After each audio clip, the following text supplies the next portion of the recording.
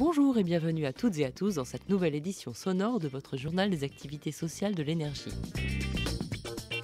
Ce rendez-vous mensuel vous est présenté à deux voix par Emmanuel Colognier et Eugénie Barbeza. Bonjour Emmanuel. Bonjour Eugénie.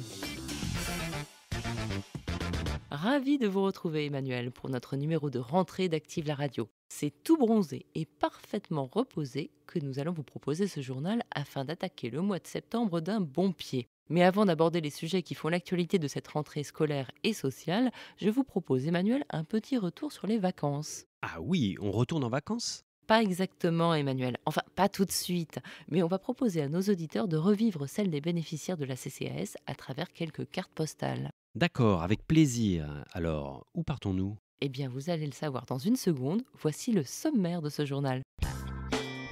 Comme promis, nous allons à la rencontre des vacanciers. Cela nous permettra de croiser 2 jeunes Libanais à Paris, une famille du Kosovo en Haute-Savoie, des jeunes de 15 à 17 ans en colo à Saint-Pierre-et-Miquelon. Sans oublier les vacances enchantées d'Ibtissam, une jeune fille handicapée au sein d'une colo musicale de la CCAS à Paname. On verra également que vacances peut rimer avec solidarité et engagement. Ce journal sera aussi l'occasion de s'interroger sur l'avenir des colos, menacés par le changement de statut des animateurs. Oui, et d'ailleurs, le droit aux vacances n'est pas le seul qu'il va falloir défendre. Les retraites aussi sont menacées. Et actualité oblige, le dossier du mois du journal des activités sociales pose la question « À quand la bonne réforme ?» Enfin, on terminera par une bonne nouvelle pour les abeilles et pour la planète. Emmanuel, pour ouvrir ce journal, que diriez-vous d'une petite balade en France ? Que ce n'est pas trait des paysans. Si, vous allez voir, la France ce n'est pas forcément la métropole. Du 29 juillet au 17 août dernier, 18 jeunes âgés de 15 à 17 ans ont parcouru 4000 km pour participer à un séjour CCAS à Saint-Pierre-et-Miquelon. Tout près des côtes canadiennes, c'est bien ça ? Oui, Emmanuel. Et apparemment, bien que l'archipel soit très peu peuplé, les jeunes ne se sont pas ennuyés une seconde. Ils ont fait du catamaran, des balades en pleine nature, une orgie de fruits de mer et pris un bon bol d'air frais. Plutôt original ce séjour. Mais vous n'avez pas quelque chose de plus ensoleillé ? Si, Emmanuel. Mais vous savez, les vacances avec la CCAS, c'est bien sûr du repos, du confort et une multitude d'activités, mais c'est surtout des valeurs. Oui, comme la solidarité par exemple. Exactement. Et cela se traduit notamment par l'accueil chaque été depuis 5 ans dans le centre CCAS de Thonon-les-Bains de familles de demandeurs d'asile qui peuvent ainsi venir passer une semaine de vacances au bord du lac Léman. Au début du mois d'août, Bujard, Servette et leurs 2 enfants ont pu bénéficier de ce dispositif mis en place grâce à une convention entre la CCAS, la CMCS Pays de Savoie et la Fédération des œuvres laïques de Haute-Savoie. Un bel exemple de solidarité. Autre exemple, cet été, la CCAS a accueilli dans ses colos 88 jeunes de 9 à 14 ans en provenance du Sahara occidental, du Mali, d'Algérie. Et même des Libanais, je crois. Oui, absolument. Et figurez-vous, Emmanuel, que je les ai rencontrés lors de leur passage dans la capitale avant qu'ils ne partent pour le centre de vacances de Corançon, dans le Vercors. Et alors, ils ont aimé Paris ? C'est l'une des accompagnatrices du groupe qui va vous répondre, Emmanuel. Elle s'appelle Nadine et c'était sa première visite en France. Paris, c'est comme tu imaginais ? C'est plus que... C'est magnifique, vraiment, c'est magnifique. Au soleil, sous la pluie, à midi ou à minuit, il y a tout ce que vous voulez aux Champs-Élysées.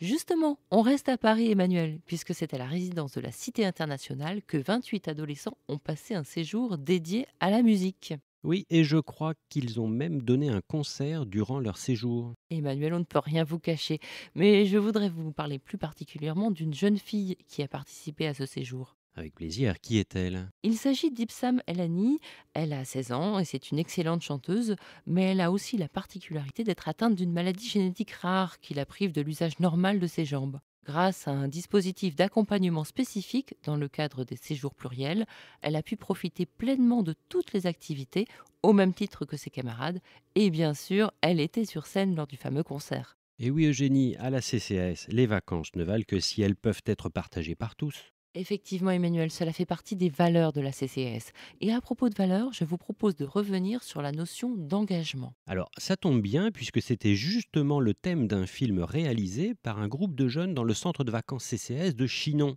Oui, et c'est dans le cadre d'un atelier vidéo qu'ils sont allés à la rencontre des vacanciers qui, à l'instar de celui qu'on va entendre dans un instant, ont accepté de donner leur définition de l'engagement. C'est déjà d'aimer les gens, puis de vouloir que tout le monde soit heureux, quoi. C'est ça l'engagement. À partir du moment où chacun n'est pas individualiste, l'engagement c'est la solidarité, voilà, c'est tout. Voilà. Et si tout le monde est solidaire, il n'y a plus besoin de s'engager parce que tout le monde y est. Voilà. C'est tout simple. Les gens ne se rendent pas compte du poids et de la force qu'ils ont quand ils sont unis, quoi. Et vous pouvez retrouver ce film en intégralité ainsi que des témoignages d'agents engagés sur le site http://engagement.ccas.fr. Engagement au singulier. Maintenant, Emmanuel, que l'on a donné à tout le monde l'envie de partir en colo ou d'y envoyer ses enfants, je dois vous annoncer une mauvaise nouvelle. Ah bon, mais de quoi s'agit-il? Eh bien, l'avenir des colos est de plus en plus menacé. Les associations organisatrices de séjour et la CCAS doivent faire face à un vrai casse-tête, car depuis 2 ans, le changement de statut des animateurs les assimile à des salariés et leur impose 11 heures de repos quotidien. Effectivement, dans ce cas, il faudra bientôt plus d'animateurs que d'enfants dans les colos. Oui, et le surcoût financier, qui est quand même de 400 à 600 euros par séjour, risque de les rendre inabordables pour de nombreuses familles. Même si, comme le précise Patrick Tenon, le président de l'IFOREP, la CCAS n'est pas aussi sensible à cette explosion des prix que d'autres comités d'entreprise qui sous-traitent leurs vacances. Quoi qu'il en soit, les députés se sont emparés du dossier. Michel Ménard, député socialiste et rapporteur de la mission d'information sur l'accessibilité des jeunes au séjour collectif et de loisirs, vient de rendre un rapport au gouvernement. Dans ce rapport, il propose de créer un statut d'animateur volontaire. On l'écoute au micro de Laïla Saïdi. La législation, le droit du travail doit s'appliquer pour tous ceux qui exercent un métier et bien sûr dans l'animation il y a une filière qui doit respecter le droit du travail. Et puis là pour encadrer les centres de vacances il y a un statut particulier qui s'appelle le contrat d'engagement éducatif qui n'est pas adapté à la réalité du fonctionnement des centres de vacances. C'est ça. Et donc le statut du volontariat de l'animation, qui n'est pas un statut de bénévole, il faut bien faire la différence, propose de permettre à des animateurs d'être indemnisés, de bénéficier d'une formation, de bénéficier d'une protection sociale, tout en ayant une latitude pour encadrer les enfants tout au long de la journée sans être en illégalité par rapport au droit du travail. Alors Eugénie, on continue dans les mauvaises nouvelles ou vous avez des choses plus gaies à nous annoncer? Hélas, Emmanuel, le droit aux vacances est un droit qu'il va falloir défendre également. Dans son édito, Michael Fieschi, le président de la CCAS, rappelle que 50% de nos concitoyens et 3 millions de jeunes âgés de 5 à 19 ans sont les oubliés des vacances. C'est pourquoi, au cœur de l'été, il a lancé un appel en direction des pouvoirs publics avec les présidents de la Ligue de l'enseignement de la Fédération Léo Lagrange et l'ANCAF-TT, la principale coordination de comités d'entreprise, pour la mise en place d'une véritable politique en faveur du tourisme social dans notre pays. Mais Eugénie, en cette rentrée, il faut aussi se mobiliser pour préserver notre système de retraite par répartition, car il semblerait bien que la réforme gouvernementale n'augure rien de bon. Effectivement, malgré de timides avancées concernant la prise en compte de la pénibilité, les mesures annoncées prévoient un nouvel allongement de la durée des cotisations et une contribution croissante des retraités actuels. Oui, mais y a-t-il vraiment d'autres choix? Pour vous répondre, Emmanuel, je vais laisser la parole à un de nos vacanciers témoins du film sur l'engagement dont on parlait tout à l'heure. On l'écoute. On nous endort tous les jours à la télé, on nous prévient de ce qui va nous arriver l'année d'après, du coup, on dit oui, c'est la fatalité. Et du coup, on accepte tout. Et puis, on n'a plus le coup de patte salutaire pour dire non, on ne veut pas de ça, quoi. Et si vous avez besoin d'arguments supplémentaires pour vous mobiliser, en voici un.